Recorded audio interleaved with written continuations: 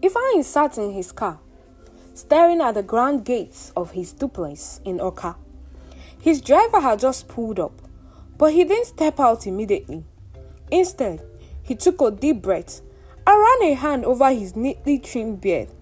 That was it, the beginning of a dangerous test. He glanced at the bandage covering his eyes, then at his reflection in the side mirror.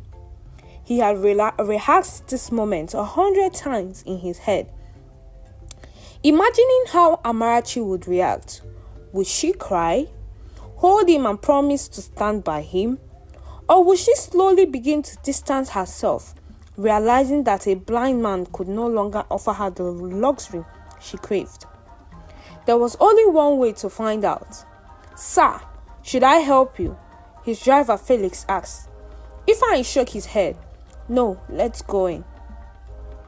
Felix opened the car door, and Ifeanyi stepped out carefully, feeling the ground beneath him. His face as though he could truly not see. He stretched out his hand, pretending to search for support, and Felix quickly held his arms. "Easy, sir, easy, take it easy." They made their way inside, the air thick with tension. Amarachi had no idea what was coming. Amarachi arrived 20 minutes later, her high heels clicking against the tiled floor. The strong scent of her expensive perfume filled the living room before she even spoke. "Baby," she cried, rushing to him.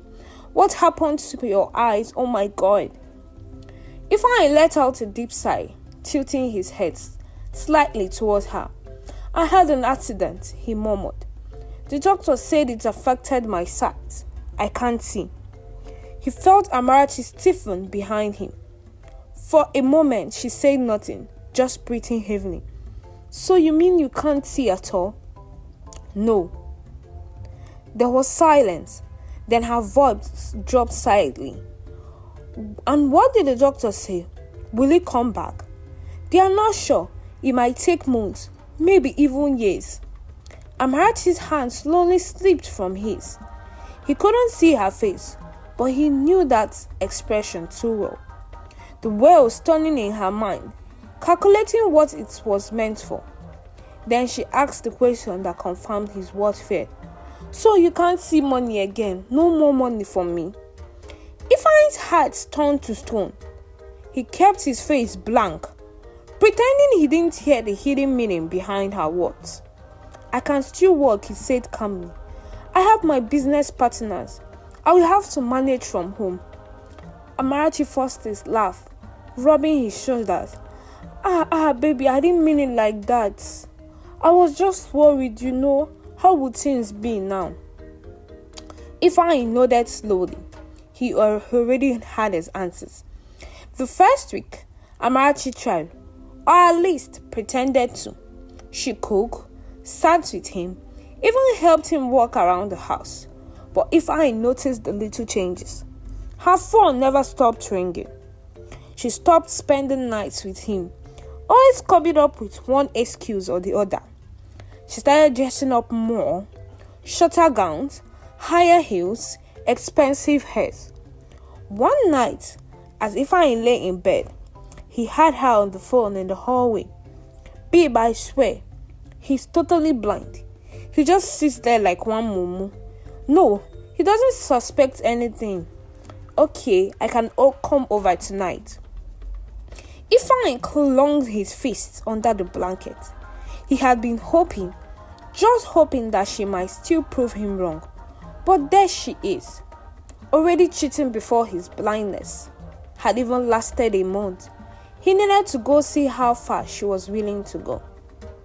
The next morning, he sat on the couch, pretending to struggle with his phone. Amarachi walked in, yawning. "Amara," he said softly. "Yes, baby. I think you should move in with me for now. I need you." She froze. "Eh? Baby, I have things to do. You can do them from here." He reached out, grasping her hands. "Please," he hesitated. But then, as if realizing she had no good excuse, she forced a smile.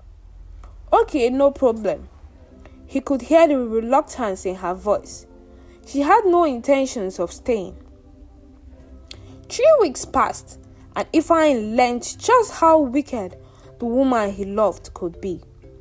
She didn't just cheat. She brought her lovers into the house. At first, she was careful, making sure he was in bed before sneaking them into the guest room. One evening, as he sat in the living room, pretending to listen to music, he heard soft whispers and giggles from the down hall. Then a man's voice, "This house is fine, oh. Now your man build ham."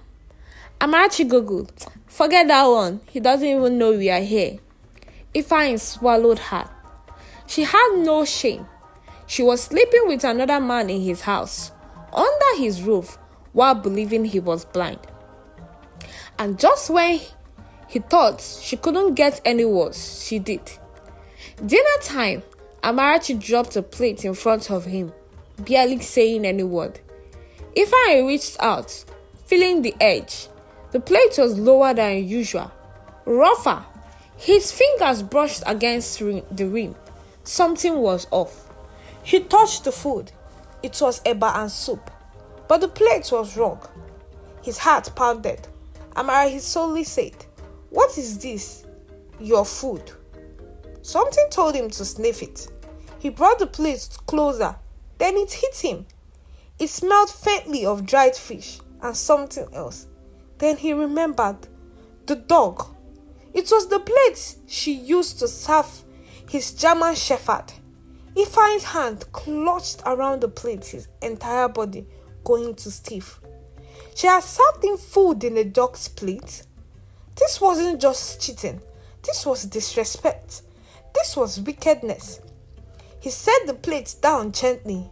"Thank you," he said, his voice unreadable. Amarachi scoffed. "You are welcome." She had no idea what was coming next. Ifeanyi was done pretending. This time, the game was over.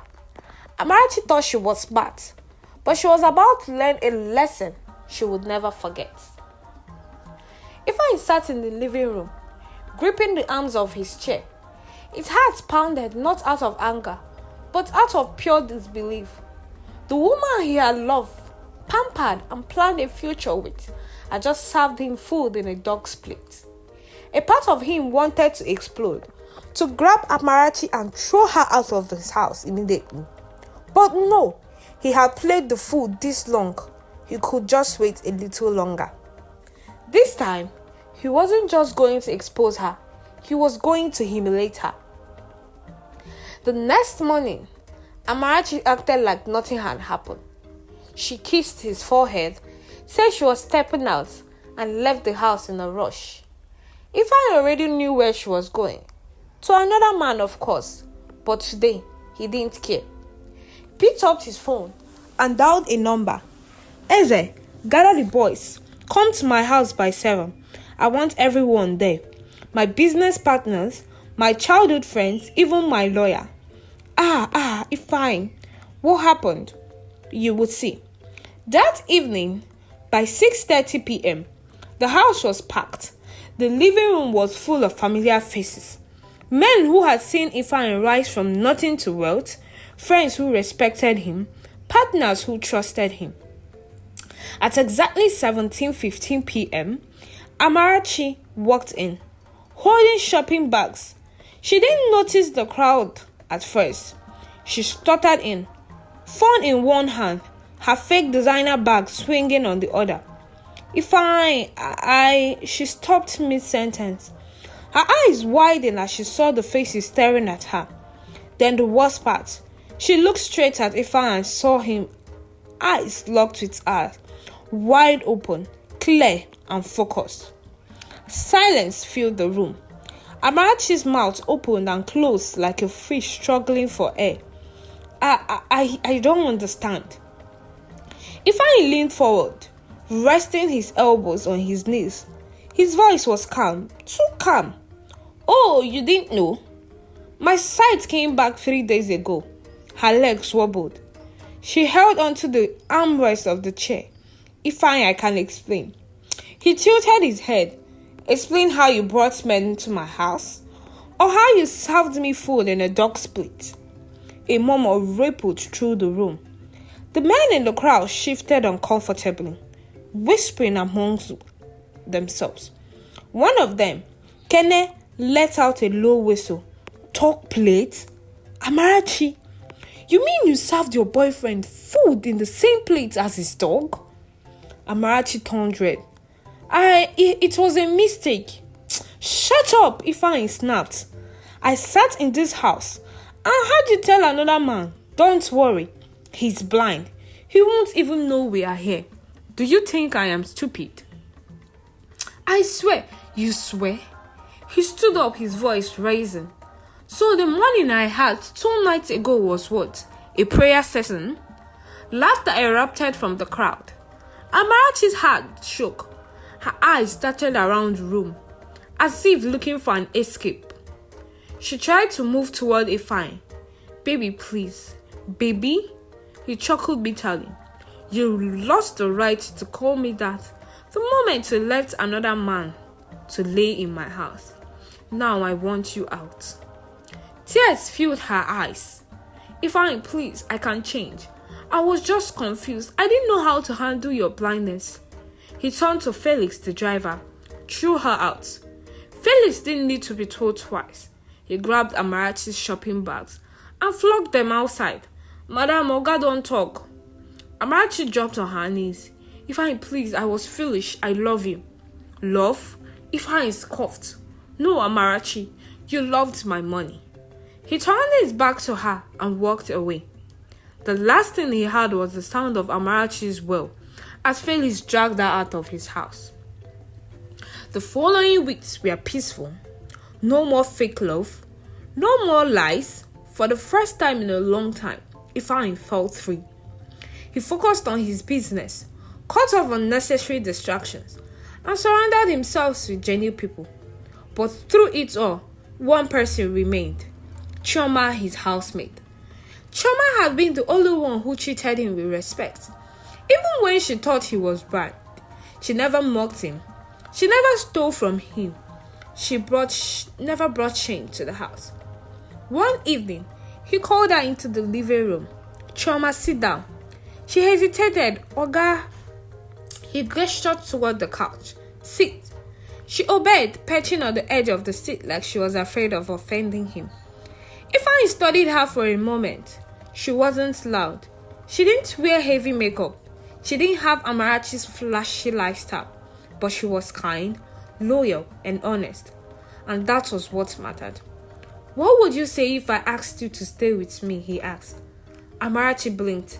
"Ah, as your housemaid." He shook his head. "No, as my wife." Her mouth fell open. "Oga." "I have seen the way you treated me, Chioma," Ifeanyi interrupted. "Even when you thought I was blind, you never took advantage of me. That's the kind of person I want by my side." Chioma stared at him, her eyes brimming with disbelief. "But I was just a housemaid. I was doing my job." He reached for her. "And now you're the woman I want to spend my life with." Tears spilled down her cheeks. "Ifeanyi, I don't know what to say," she smiled. "Say yes." And she did. The story of Ifeanyi and Amarachi spread like wildfire. Some people mocked Amarachi, calling her a fool. Others praised Ifeanyi for texting her. But the real lesson was simple. Money can buy luxury, but only true love stands the test of time. And as Ifeanyi and Chioma stood side by side, preparing for a future built on trust and honesty, he knew one thing for sure. He had finally found the love he was looking for. Hey besties! We have come to the end of this amazing and interesting story. Gosh! If you enjoyed, don't forget to like, subscribe, and click on the notification bell so you would never miss on whenever I post a story. Till I come your way next time. Bye!